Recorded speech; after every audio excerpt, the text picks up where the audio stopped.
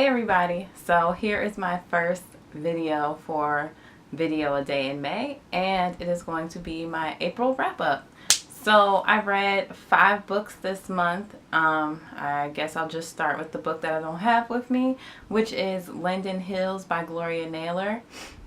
I gave this book 4 stars. It was pretty much about a community called Linden Hills. It was an upper middle class black neighborhood. And the book was really good, and it was actually much darker than I expected. This was my first Gloria Naylor book that I've ever read. So for it to be just about like the middle class, or at least that's what I thought, it was just going to be like a critique on the black middle class, maybe a story about a family. And in many ways it was still that, but it definitely had a dark twist to it that was enjoyable as a reader.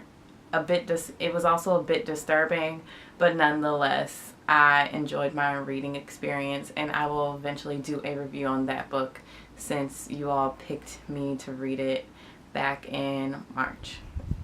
Second book I finished, which was supposed to be finished in March, was The Song of Solomon by Toni Morrison. My review is up on that. I gave it 4 stars. Won't go into it too much because, like I said, I already have a review for it. One of the most enjoyable books I've read this year is Crazy Rich Asians by Kevin Kwan. I started this in March but didn't get to finish it until April. Took this on my short vacation with me when I went to go visit my sister in Florida, and I loved every minute of this book, thanks to Alicia at Pretty Brown Eyed Reader. She said that Kevin Kwan, I wanted to say Kevin Aquan, that's a makeup artist. She said this was like her favorite guilty pleasure kind of trilogy. I think it finishes in May, so the 3rd book is coming out in a few weeks. Pretty much what happens is Rachel Chu meets Nick in New York. He has to take her back to Singapore with him. They've been together for a while, but she does not know that he is a quote-unquote crazy rich Asian, as in his family has a ton of money, and he is an heir to a fortune that she knows nothing about, and it talks about like the beginning of that summer. 4 stars. Nothing prolific, but if you want a good entertaining read, which I think I definitely needed, that is a good pick. The next one I finally finished. I think I started this back in I don't know if I started this last year or I started it earlier this year. Either way, I was originally supposed to read this last November. They Can't Kill Us All by Wesley Lowery. Basically, this is Wesley Lowery recounting his time in Ferguson and Baltimore and some other things during the Michael Brown and Freddie Gray cases, the unfortunate cases of black men killed by the police. He also talks about some unarmed black men who were killed that didn't make national news, but he still kind of covered them. Him and his journalism team, he writes for the Washington Post, him and his journalism team won the Pulitzer Prize last year in 2016 for best journalism or something like that. He didn't get a prize for this book, but he still is a Pulitzer Prize winner. My aunt hosted and created, I guess, she created a forum or conference based on policing in the faith community. She is a retired Metropolitan to Police turned Episcopal priest. Yeah, it's really interesting, but nonetheless, she put on a conference where there were people from the faith community and police officers and active and retired to talk about this issue and what they can do to kind of resolve these things. And she had Wesley Lowery speak. He's a nice guy. He signed my book. I gave this book 4 stars. I enjoyed, well, maybe enjoyed isn't the right word. What I think I embraced about this book is kind of seeing the backstory on how he ended up in the certain places he did.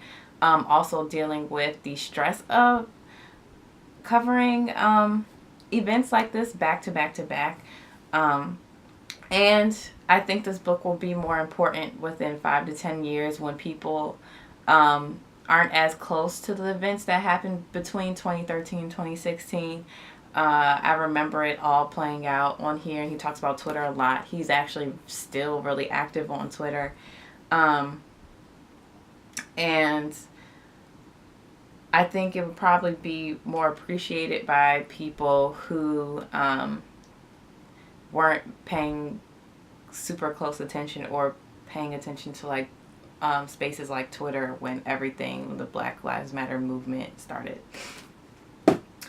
And the last book I read for the month is a Galley called, well, I say Galley Arc, whatever. The Galley for How Dare the Sun Rise, by Sandra I think it's Oringimana.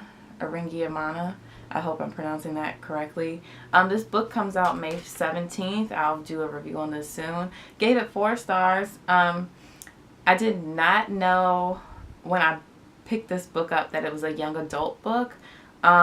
Good story, but that does affect the language in the book, as in, like, if you're looking for like a profoundly written book, this isn't it. But if you're looking for a good story, especially about refugees and how refugees come and immigrate into American society, then I think this will be a book you'll want to pick up in a few weeks. I will do more of a review on this in another video.